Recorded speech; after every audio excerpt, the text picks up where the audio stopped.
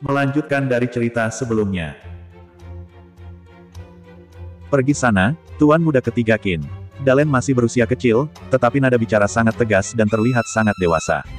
Selain Malek, kematian Oman Qin membuat generasi muda keluarga Qin tumbuh dewasa lebih cepat. Dalen tersenyum tipis, lalu membawa rumus perkalian pergi. Karena gosip yang disebarkan oleh Keksar, sekarang reputasi Aron sudah sangat jelek. Awalnya Keksar mengira bisa memanfaatkan kesempatan ini untuk mencabut status Aron sebagai muridnya Hufon. Alhasil, Aron malah mengeluarkan rumus perkalian yang mudah dihafal dalam pustaka Qin Yuan, itu termasuk memberikan pelajaran matematika kepada rakyat biasa.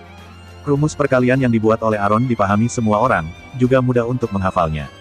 Dengan adanya rumus perkalian ini, semua orang bisa menghitung lebih cepat. Rakyat selalu mendukung orang yang baik terhadap mereka.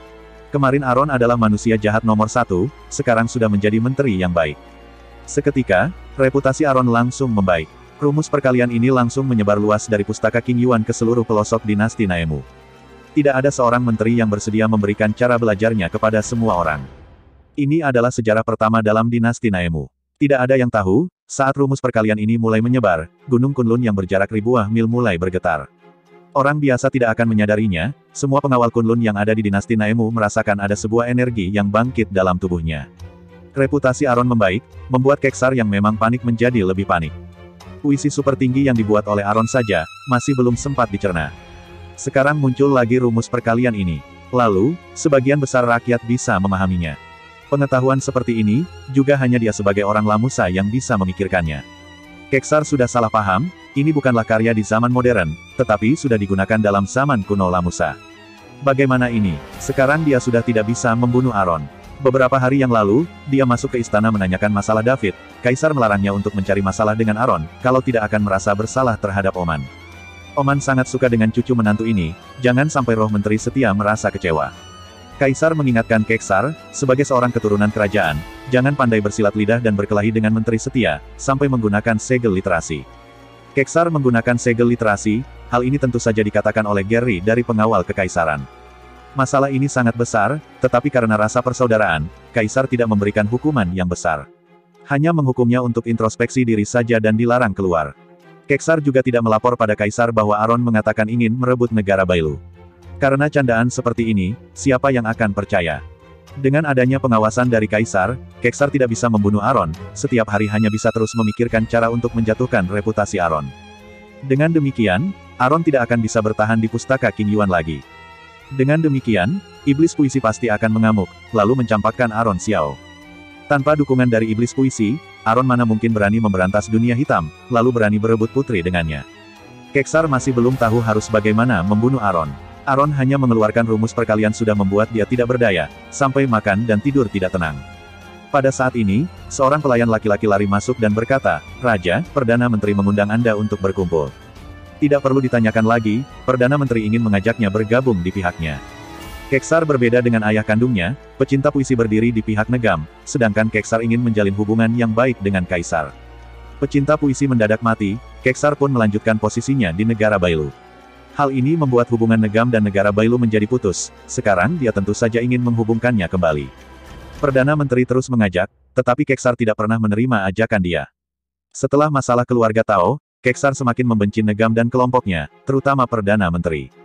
Kaisar juga tak berdaya, karena kekuasaan Negam dan Perdana Menteri terlalu kuat, David hanya bisa menjadi kambing hitam. Sekarang, Keksar hanya fokus pada kompetisi Tuan Putri. Dia harus mendapatkan Tuan Putri. Saingan lainnya hanyalah tuan muda keluarga bangsawan biasa, Keksar tentu saja tidak takut. Namun, Aron, Putri pernah menyatakan rasa sukanya terhadap puisi Aron di Aula Neom, itu membuat Keksar tidak percaya diri, hanya bisa mencari cara lain. Setiap hari memberikan bunga yang berbagai macam. Dia masih ingat Aron pernah mengatakan wanita pasti suka dengan bunga. Seketika, Aula Neom yang sederhana pun dipenuhi dengan bunga dan terlihat seperti taman bunga yang indah. Mencari cara mendapatkan Putri, mencari cara untuk menjatuhkan Aron, mencari cara untuk menjadi muridnya iblis puisi, ini adalah 3 hal yang selalu dipikirkan oleh Keksar. Sedangkan keuntungan yang diberikan Negam, Keksar sama sekali tidak memperdulikannya. Hal yang tidak terduga terjadi, Keksar masih belum menyerang, Aron sudah mulai bertindak. Setiap hari, panah berisi surat menembak masuk. Syuh, syuh. Setiap hari sebuah panah. Setiap hari sepucuk surat. Isi surat tidak pernah berubah yaitu minta maaf. Lalu, tertulis nama Aron di bawahnya. Awalnya anak panah yang menembak masuk membuat Keksar kaget dan meningkatkan pertahanan. Alhasil anak panah akan selalu menembak masuk di jam 10 malam. Keksar sangat emosi dan memerintah orang menangkap, tetapi selalu gagal. Hingga beberapa hari kemudian, Keksar pun merasa biasa. Setiap surat yang masuk, dia akan meremuknya lalu melemparnya ke api. Maaf. Minta maaf. Kenapa harus minta maaf? Aku tidak akan minta maaf. Aaron sangat peduli dengan sepasang suami istri brengsek itu. Hingga mengorbankan segalanya untuk bertentangan dengannya. Padahal hanya seorang rakyat biasa saja. Lalu, siapa Aaron itu? Bahkan saat berbicara dengan Aaron, dia juga tidak akan menundukkan kepalanya. Orang miskin tidak mungkin berubah, walaupun menjadi menteri. Sekarang bagi Keksar, hal yang terpenting adalah putri. Keksar tidak meminta maaf, maka satu persatu surat akan masuk. Sebelumnya 1 hari 1 surat, sekarang menjadi 2 surat. Beberapa hari kemudian, setelah 1 jam akan masuk 1 surat, 1 hari total 24 surat. Padahal dia berada di rumah, tetapi masih saja tidak bisa menangkap sang pemanah. Keksar sangat emosi. Ada sepasang mata yang terus mengawasi Keksar dan melihat Keksar mengamuk di sudut ruangan. Beberapa saat kemudian, Keksar pasti akan memohon bekerja sama dengan Perdana Menteri. Karena bagaimanapun juga, Aaron bukan orang yang mudah dihadapi. Kota Amura berbeda dengan negara Bailu. Saat berada di kota Amura, Keksar tentu saja memerlukan perlindungan dari Negam. Sepasang mata itu terus memelototinya, kemudian sebuah panah langsung menembak tepat ke arah sepasang mata itu. Wush! Panah menancap sebuah papan yang berada di samping pengintip itu, orang itu langsung lari bersembunyi. Ada orang yang menyadarinya. Saat melihat panah menembak lagi, Keksar sangat emosi dan berkata, "Sialan. Baginda menghukumku tidak boleh keluar. Kamu malah menindasku seperti ini. Setelah aku keluar, kamu harus berhati-hati. Minta maaf. Jangan mimpi. Kalau berani berisik lagi, aku akan membunuh ayah dari wanita itu." Teriak Keksar ke arah luar. Keksar ingin menjatuhkan reputasi Aaron akan menjadikan Keksar sebagai lelucon semua orang dalam dinasti Naemu. Meskipun trik ini sangat membosankan, tetapi bisa menjatuhkan martabat Keksar dengan cepat, menjadi lelucon dalam dinasti Naemu. Setelah Keksar menyelesaikan hukuman ini, pasti akan langsung mengamuk. Hahaha, Aaron pun tertawa, Hira melempar sumpit ke arahnya dan berkata, "Kenapa kamu ketawa? Makan tidak boleh ketawa dan berbicara. Lanjut makan." Semua orang keluarga Qin menatap Aaron dengan tatapan tidak senang. Beberapa hari ini, Aaron tinggal di kediaman keluarga Qin. Setiap jam makan, pasti akan makan bersama dengan orang keluarga Qin. Selama beberapa hari ini, Hira memang mirip seperti seorang istri, setiap hari hanya melayani Aaron. Pagi hari bangun untuk menukar pakaian. Malam hari, membuangkan air cuci kakinya dengan muka tidak senang. Aaron pasti akan ke kediaman pengawal di pagi hari lalu pulang di malam hari. Setelah sampai, dia pasti akan meminta Hira untuk mengambil air cuci kaki, seolah-olah tanpa Hira, dia tidak bisa melakukannya. Oleh karena itu, tidak peduli Hira sedang melakukan apa, setiap kali Aaron pulang, dia akan segera bergegas kemari. Hari ini Aaron juga membawa Yakun pulang. Seberapa gantengnya seorang pemain opera, tetap manusia kelas bawah. Aaron malah menyuruh Yakun dan Ken makan bersama di meja makan. Sudahlah, selama beberapa hari ini, tidak tahu apa yang terjadi dengan Aaron, dia selalu tersenyum sendiri. Hira sangat emosi, dia melempar sumpit di depan Ken dan Yakun, lalu langsung memarahi Aaron. "Jaga sikapmu, semua perbuatanmu sama sekali tidak sopan." Nyonya Susi langsung menarik lengan baju anaknya, untuk jangan ribut lagi. "Ibu, jangan berbicara." Sikap nona besar Hira muncul lagi, sebelumnya sudah berjanji akan melayani Aaron selama 3 bulan, sekarang barulah setengah bulan, dia sudah tidak tahan lagi. "Sekarang kamu makan, tidur di rumahku, bolehkah kamu menjaga perasaan orang yang ada di sini?" Saat makan, kenapa tersenyum tak jelas? Hira mengira Aaron pasti sedang menertawainya, dia langsung membanting piring. Hira langsung mengamuk ke arah Yakun, "Karena dialah orang yang paling lemah di sini, kamu keluar. Kamu tidak pantas makan satu meja dengan kami. Seorang pemain opera masih ingin makan bersama dengan kami. Sadar diri dong." Perkataan Hira sangat kasar, membuat Yakun sedikit malu. Saat Yakun ingin berdiri, Aaron langsung menahannya dan berkata, "Apa maksudmu? Makan juga harus ada diskriminasi." Hira membalas, "Kamu kira kediaman keluarga Qin sama seperti pavilion di Sheng, semua orang boleh sembarangan masuk." Hira sangat emosi, dia sudah merendahkan diri untuk melayaninya, memohonnya untuk mengampuni Malek. Atas dasar apa orang keluarganya harus ikut menerima penghinaan seperti ini? Orang zaman kuno memang keras kepala tetapi lucu. Lain kali, Aaron mengundang Koki makan di rumah, orang keluarga Qin bukannya akan merasa diri mereka terhina. Dalam zaman kuno, Koki, pemain opera dan wanita penghibur adalah manusia kelas terendah. Kebetulan sekali, Aaron berencana mengundang Koki Pavilion Bisheng untuk masak di kediaman keluarga Qin, karena masakan orang keluarga Qin benar-benar tidak enak. Aaron tentu saja akan mengajak untuk makan bersama. Berbagi masakan dengan Koki, rasa masakan akan menjadi lebih lezat. Pada saat itu, orang keluarga Qin pasti akan mengamuk hingga membanting piring. Yakun yang ganteng duduk di sini saja, Hira begitu emosi. Padahal Yakun bersedia duduk di sini, Kira sudah harus bersyukur. Asteris jangan memperdulikannya, ujar Aaron terhadap Yakun. Kemudian, Aaron berkata, Nona besar Qin, kamu ada masalah langsung cari aku saja, jangan memarahi Ken. Kamu, saat Kira ingin mengamuk, Aaron langsung mengeluarkan sebuah pembakar dupa cendana di depan meja yang merupakan pemberian dari Kaisar. Berjumpa dengan benda pemberian Kaisar, sama seperti berjumpa dengan Kaisar. Baginda, semua orang keluarga Qin langsung berlutut menghadap ke arah pembakar dupa yang ada di meja. Aaron mendengus, Kira yang memulai duluan, kalau tidak mau makan, ya lapar saja terus. Ayo kita makan. Aaron memanggil Yakun dan Ken, sama sekali tidak melihat orang keluarga Qin. Cara ini selalu berhasil. Aaron tersenyum bangga, orang keluarga Qin berlutut ke arah pembakar dupa, sedangkan Aaron dan lainnya menikmati masakan di meja. Aaron benar-benar tidak tahu malu. Kira melototi pembakar dupa itu, lagi-lagi benda ini. Aaron benar-benar brengsek hanya bisa mengandalkan orang lain. Aaron memang brengsek, masa setiap hari membawa pembakar dupa ini. Nenek dan ayah ibu mertua, jika tidak ada urusan boleh pergi dulu, Kira tetap di sini. Aaron tahu orang keluarga Qin pasti tidak ada nafsu makan lagi, saat pembakar dupa ini masih ada, dia langsung memerintah dengan tegas. Nyonya Tua Qin, M1, Nyonya Susi, menatap Aaron dengan muka tidak senang, lalu mengajak orang keluarga Qin lainnya untuk pergi. Kira bangkit berdiri dan berkata, Aaron, apa yang ingin kamu lakukan? Kira sudah cukup melayaninya. Baru beberapa hari, sudah cukup. Setiap hari Kira melayaninya dengan muka cemberut. Jika bukan karena ingin memberikan sedikit pelajaran, Aaron sama sekali tidak ingin berjumpa dengannya. Kira, daripada kamu simpati padaku, lebih baik kamu simpati pada ibu dan kakakmu. Kenapa mengungkit mereka? Ujar Aaron dengan tidak senang. Hari ini kakakmu berlatih pedang di taman, lalu ibumu memberi arahan, aku sudah melihat semua itu. Kamu lebih baik menyuruh Malek untuk berhenti. Aaron sangat serius. Aaron tidak akan melakukan apapun pada Malek. Namun, berbeda dengan Keksar. Dalam benak Keksar, selain Aaron, musuh keduanya adalah Malek. Sebagian besar orang mengetahui Malek juga tertarik pada putri. Sekarang orang yang berpeluang menikah dengan putri ada 3, yaitu Keksar, Malek dan Deki. Aaron tidak masuk dalam pertimbangan orang-orang. Sebagian besar semua orang lebih mendukung Keksar dan Malek, sedangkan Deki hanyalah cadangan. Malek berani berebut putri dengan Keksar, apakah dia lupa dengan kematian kakek? Kalian benar-benar bodoh sekali. Aaron sudah mengingatkan beberapa kali, sampai Hufon menggunakan nyawa untuk mengingatkan, keluarga Qin tetap tidak mengerti. Oman akan mati dengan sia-sia. Saat mendengar Aaron mengungkit nama kakek, Kira sudah tidak sabar langsung menamparkan ke arah pipinya Aaron, kurang ajar. Memang apa yang akan dilakukan Keksar pada kakakku? Sepertinya kamu yang ingin mengadang kehidupan cemerlang kakakku. Angin kuat langsung meniup, Aaron sama sekali tidak bergerak, saat tangannya akan menamparkan ke wajahnya Aaron, akan tetapi Yakun langsung maju dan menahan tamparan ini dengan pipinya, Tuan salah berbicara, biarkan aku yang menerima hukuman ini. Plak, Yakun langsung mengelus pipinya, tidak ada orang yang menyangka Tuan Yakun yang dihormati semua orang akan ditampar oleh seorang wanita. Kira pun tidak menganggap keberadaan Aaron, dia langsung menamparkan Yakun lagi, Yakun langsung terkejut. Berani sekali memelototiku, kamu hanyalah pemain opera yang dibayar oleh keluarga Qin. Cepat berlutut meminta maaf demi tuanmu. Kira terus mencaci maki Yakun, sehingga wajah Yakun langsung memerah bagaikan tomat. Dia terus melampiaskan amarah dalam hatinya.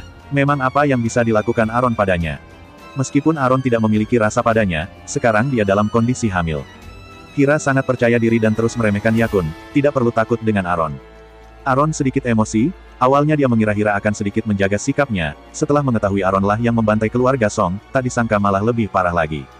Hari ini Aaron mengundang Yakun datang ingin membahas masalah di antara pria, seperti rencana besar Keksar. Aaron hanya mengajak Yakun makan bersama, untuk menjalin hubungan yang baik. Tak disangka Hira malah mempermalukan Aaron di depan umum.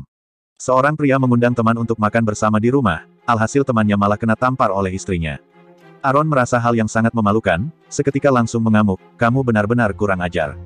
Plak, Aaron langsung menamparkan pipi Hira. Kekuatan tamparan ini pasti akan membuat Hira merasa sakit, tetapi juga tidak akan sampai tumbang ke lantai. Semua ini karena anak yang ada di perutnya, kekuatan sangatlah ringan.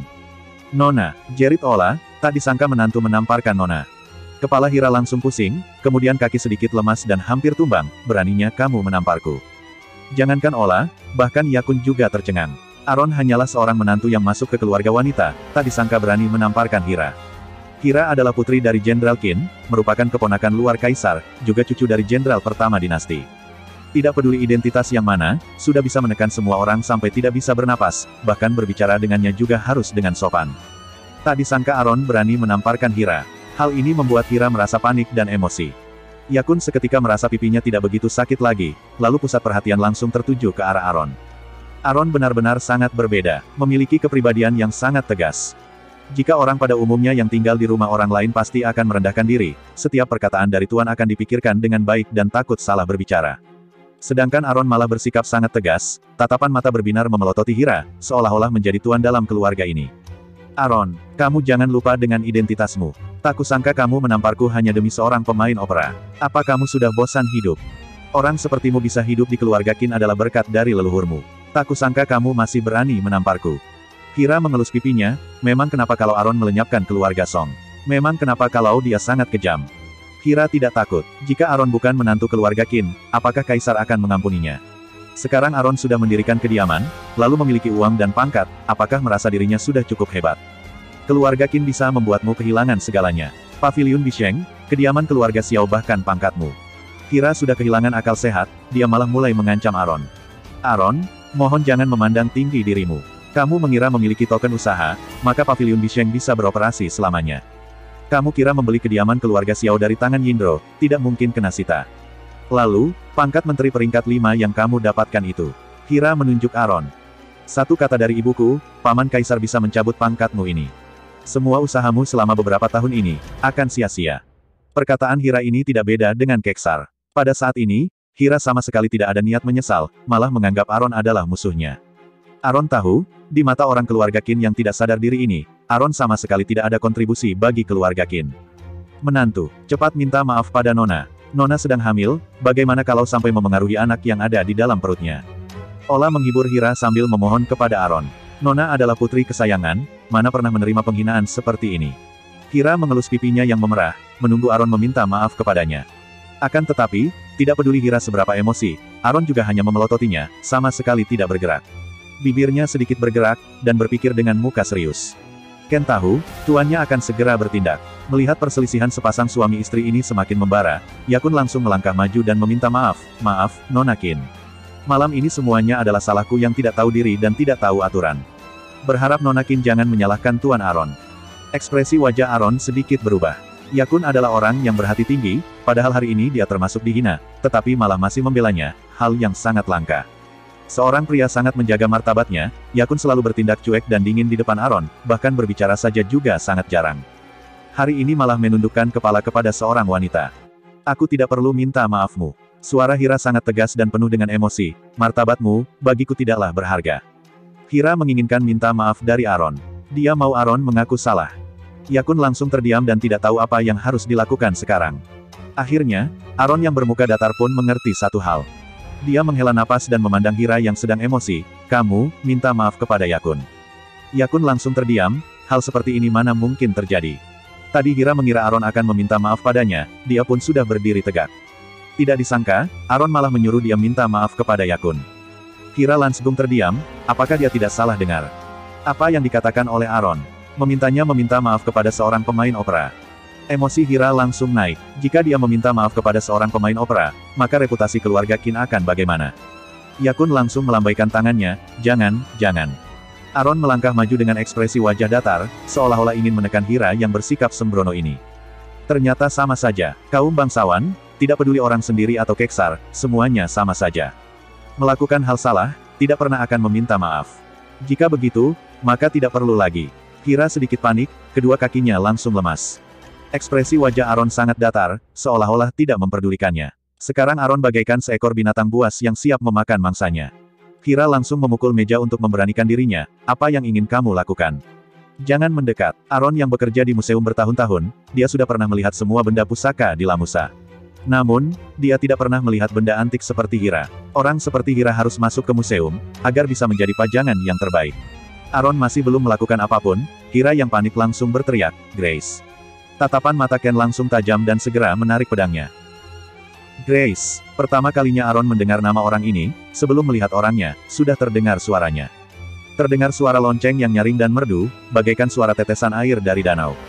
Seorang wanita cantik muncul sambil membawa sebuah payung. Cara jalannya sangatlah anggun bagaikan bidadari. Tetapi, ekspresi wajahnya sangatlah dingin. Suara lonceng berasal dari gantung lonceng yang ada di pinggangnya. Wanita cantik seperti ini pasti akan membuat pria normal langsung terpesona. Tuan, Grace menganggukkan kepala terhadap Hira dengan sopan. Pengawal wanita, Aaron tercengang, belakangan ini dia barulah mengetahui ada pengawal wanita, tak disangka hari ini langsung berjumpa. Pengawal pria yang berasal dari Kunlun berbadan kekar, sedangkan pengawal wanita yang berasal dari Kunlun sangatlah cantik. Namun, pengawal wanita sangatlah langka. Karena bagaimanapun juga, wanita Kunlun sangat kecil dan lemah, biasanya akan disayang oleh pria, atau menjadi siksaan para pria. Budak Kunlun memiliki kedudukan yang sangat rendah, apalagi budak wanita. Grace bisa menjadi pengawal nona besar kediaman jenderal, tentu bukan orang biasa. Tidak ada matahari terik atau hujan, Grace malah membawa sebuah payung. Tadinya Aaron mengira hanya bergaya, tetapi setelah dilihat dengan detail, ini adalah sebuah payung spesial. Permukaan payung terbuat dari logam, sangat berat. Permukaan payung bisa menahan serangan, sedangkan pinggiran payung sangat tajam. Jika mengayunkannya, payung ini bisa menjadi sebuah pedang. Di gagang payung juga ada pedang, saat bertarung bisa mencabut pedang lalu menusuk ke arah musuh secara mendadak. Payung yang begitu berat, tetapi Grace bisa memegangnya dengan santai. Hal ini menandakan Grace pasti bukan orang biasa. Hira menyembunyikan seorang pengawal, pantas saja begitu percaya diri di kota Amura. Perlu diketahui, Hira memiliki pengawal, maka semua orang bisa mencari alasan untuk berkelahi dengannya. Hira tidak menjadi menteri, jika ada orang yang memiliki kedudukan yang sedikit lebih tinggi darinya ingin membunuhnya, maka hanya perlu mencari alasan untuk berkelahi dengannya. Juga karena alasan ini, Hira selalu menyembunyikan Grace, dia tidak ingin mencari masalah. Jika bukan karena terlalu emosi dengan Aaron, Hira tidak akan mengeluarkan Grace. Ketiga pria itu langsung memandang Grace dari atas sampai bawah, seolah-olah memandangi sebuah lukisan kuno yang indah. Grace bersikap sangat dingin, mirip dengan tuannya. Dia tetap berekspresi datar sama sekali tidak peduli dengan pria-pria ini. Grace hanya menunggu satu perintah dari Hira, dia akan mencongkel mata pria brengsek ini. Hira, apakah kamu sudah berpikir dengan baik? Aku adalah menteri tingkat 5, jika membunuh pengawalmu, aku tidak perlu bertanggung jawab, ujar Aaron dengan serius.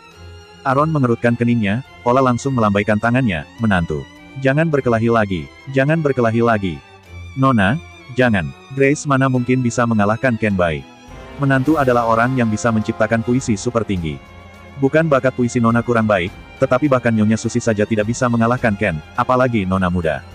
Tuan, Nona hanya marah saja, Anda baik-baik menghiburnya. Menghiburnya, Aaron lebih memilih menghibur seekor anjing, daripada menghibur Hira yang keras kepala ini. Lebih baik berkelahi saja, Ken langsung mengeluarkan pedang kejutan jiwa, aura membunuh langsung memancar keluar. Grace juga memancarkan aura yang kuat, sama seperti Hira, tidak ada niat untuk mengalah. Dalam dunia pengawal, tidak ada kata mundur, semuanya hanyalah perintah dari Tuan. Hidup mati, menang kalah, pengawal tidak peduli, hanya perlu menyerang sekuat tenaga. Ken memelototinya, asalkan Grace bergerak, dia juga akan. Pada saat ini, Aaron langsung menegur Ken, lalu menekan pedang yang ada di tangannya. Kamu ini, kenapa mengeluarkan pedang di depan seorang gadis cantik? Apa aku sudah menyuruhmu mengeluarkan pedang? Semua orang langsung tercengang, Grace juga tercengang. Ken juga tercengang, dia langsung menyimpan pedang dan berkata, baik, tuanku. Cekak, sama sekali tidak pandai bersikap baik pada wanita. Aaron langsung memarahi Ken, ingat, kita tidak boleh berkelahi dengan wanita, apalagi wanita secantik ini, bagaimana kalau sampai terluka? Sampai mukanya lecet, bagaimana? Iya, tuanku. Hira sangat emosi, dia memanggil Grace adalah ingin mengancam Aaron, tetapi dia malah menggodanya. Ola semakin panik, mampuslah. Nona sangat emosi, dia hanya membujuk agar Ken tidak berkelahi dengan Grace, tetapi tidak menyuruh Tuan Aaron menggoda Grace pula. Aaron sangat emosi dengan Hira, tetapi dia malah berbicara pada Grace dengan suara lembut. Sikap pria memang seperti itu saat pertama kali berjumpa dengan wanita cantik. Nona Grace, kamu sudah berapa besar? Apa punya pacar? Pacar, semua orang tidak mengerti, tetapi Ken mengerti. Ken yang panik menjadi lebih panik. Seorang yang sudah menikah kenapa bisa berkata demikian? Padahal Hira masih ada di sini. Tatapan mata Grace sangat tajam, dia diam tidak bergerak saja. Seorang wanita, kok menjadi pengawal? Berbahaya sekali, ikut denganku, aku akan membawamu hidup bahagia, tidak perlu berkelahi. Aaron tersenyum, ekspresi wajah Grace semakin dingin dan emosi. Nada bicara Aaron semakin lembut, bahkan Hira juga tidak pernah mendapatkan perlakuan seperti ini. Hira sangat emosi, wajahnya pun memerah. Aaron, berani sekali menggoda pengawalku di depanku. Grace, Ken, Hira langsung memerintah, ekspresi wajah Aaron langsung berubah. Ken kembali mengeluarkan pedang kejutan jiwa. Aura sangat menakutkan, gerakan sangatlah cepat. Hira langsung merinding, suasana sangat hening. Ken memiliki julukan pengawal nomor 1 kota Amura. Sebagai tuannya, Aaron memiliki puisi kelas atas, kekuatan tempur Ken dan Haris langsung meningkat pesat. Sekarang, sudah tidak ada orang yang berani sembarangan menantang Ken lagi. Ken tentu saja bisa membunuh Grace dengan mudah. Aaron melirik ke arah Hira, cepat minta maaf, kalau tidak, aku akan membunuh pengawalmu. Aaron yang bersikap lembut terhadap Grace, sekarang sudah tidak lagi. Seolah-olah pujian sebelumnya hanyalah palsu. Hira langsung merinding. Kamu menantang pengawal menteri peringkat kelima, aku membunuhnya, maka tidak usah menerima hukuman. Pada saat ini, Aaron mengatakan sepenggal perkataan yang hanya bisa disebut oleh pria brengsek, aku sudah baik-baik berbicara denganmu tadi. Sudah baik-baik berbicara, baik denganmu. Grace mengerutkan keningnya, mulut pria memang tidak boleh dipercayai. Membiayai seorang pengawal sangat menguras waktu dan tenaga. Lalu, Grace adalah pilihan Oman dan mengikuti Hira selama beberapa tahun. Hira adalah tuannya, tetapi juga seperti kakak adik. Ekspresi wajah Ken sangat datar, pedang kejutan jiwa menyilaukan mata, tidak mirip seperti bercanda. Hira tahu kemampuan Grace. Grace memang sangat hebat, tetapi juga tidak mungkin bisa mengalahkan Ken. Karena, Hira juga tidak bisa mengalahkan Aaron. Hira melihat Yakun, lalu diam cukup lama dan berdeham, maaf. Yakun terkejut, seorang nona besar keluarga Qin meminta maaf padanya. Aaron berkata dengan nada tegas, kamu sudah menamparnya 2 kali. Hira menggertakkan giginya, maaf, maaf. Yakun menggelengkan kepala dengan canggung, tidak apa-apa, Nona Qin. Aaron mendengus, sebenarnya meminta Hira meminta maaf adalah palsu, dari sikap yang ditunjukkan Hira kali ini, dia sudah memiliki rencana lain. Aaron tersenyum dan berkata, jelas-jelas tahu tidak bisa mengalahkanku, kenapa masih memanggil Grace keluar? Kenapa harus mempermalukan Grace seperti ini? Hira sudah meminta maaf, Aaron langsung bermulut manis, lalu memandang Grace dengan muka mesum, Nona Grace, apakah kamu sudah ada calon suami? Semua orang langsung membelalakan mata dan mulut. Ken terkejut sampai pedang di tangannya hampir jatuh. Apakah Tuan sudah gila? Grace memelototi Aaron sekilas, dia sangat tidak suka dengan suami tuannya. Walaupun Aaron tidak pernah berjumpa dengan Grace, Grace sudah pernah berjumpa dengan Aaron. Aaron, Hira sangat emosi, lalu memerintah Grace untuk keluar. Aaron, mohon jaga tutur katamu. Grace memelototi Aaron, kemudian membuka payung dan berjalan keluar. Bentuk badan yang seksi ini pasti akan membuat seorang pria terpesona.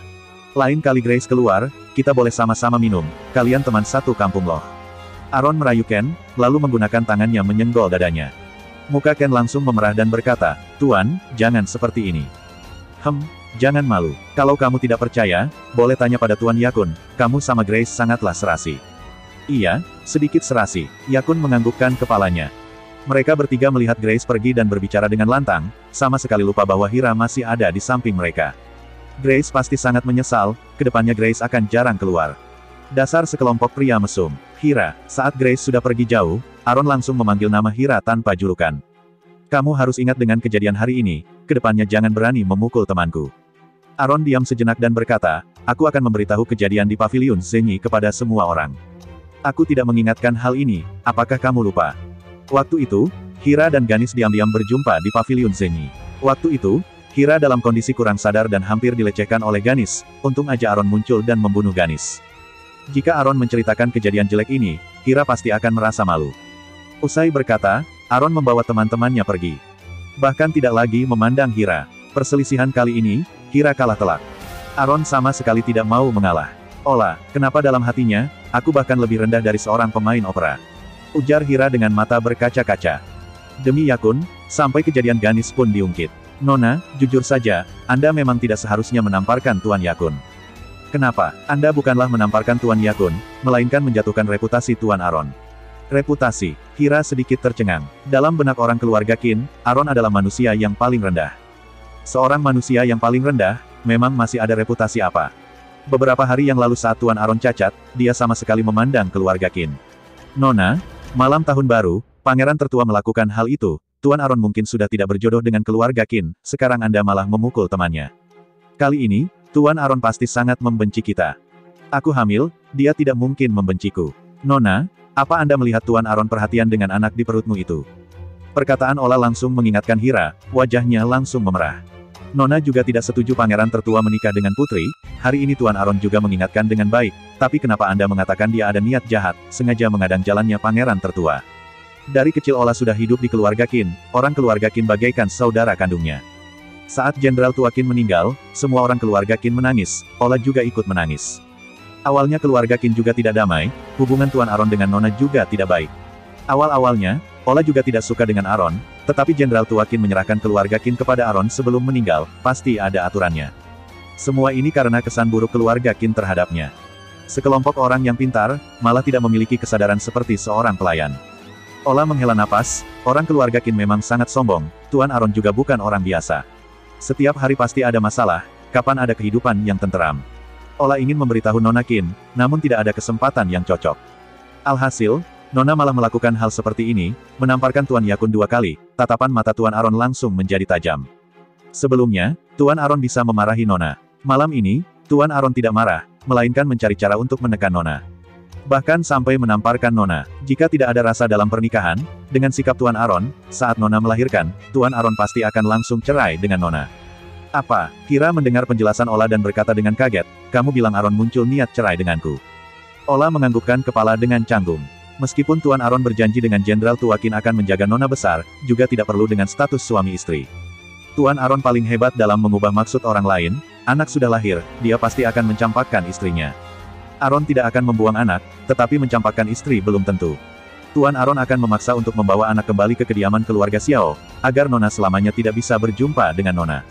Anak ini bermarga Qin, dia hanyalah menantu yang masuk ke keluarga wanita, apa dia berani? Ola menghela napas dan berkata, Nona, sekarang dia bukan hanya menantu yang masuk ke keluarga wanita, Tuan Aron juga merupakan muridnya iblis puisi. Jika Valir berada di kediaman keluarga Qin, bahkan Nyonya Besar Qin juga harus mengucapkan salam padanya. Berdasarkan aturan, Aron memiliki kedudukan sama seperti Kaisar sebelumnya, bahkan Kaisar juga sangat menghormati Aron. Boleh dikatakan, Tuan Aron adalah orang yang paling senior di kediaman keluarga Qin.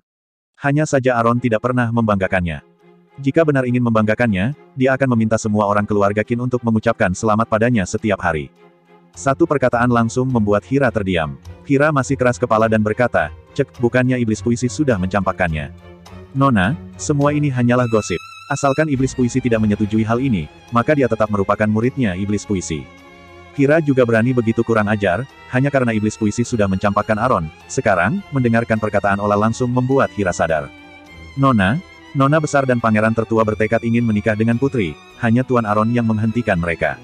Ola berkata dengan nada kecil, dari segi senioritas di kediaman keluarga Qin, Aron paling tinggi, yang kedua adalah Nyonya Susi.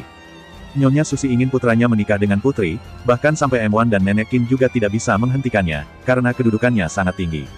Namun, Aron bisa. Jika ingin keluarga Qin terbebas dari bencana, maka jangan mengikuti kompetisi ini. Iya, bagaimana ini? Hari ini aku sudah menyinggung Aron. Hira sangat menyesal. Tidak apa-apa, untung masih tahu salah dan bertobatlah. Beberapa hari ini, Tuan Aron selalu di rumah. Aku dengar Tuan Aron sangat perhatian dengan masalah Keksar. Nona, bagaimana kalau? Ola langsung berbisik di telinga Hira. Hah, janganlah. Hira mengerutkan keningnya dan berkata, Nona besar keluarga bangsawan mana mungkin melakukan hal seperti ini. Bersambung.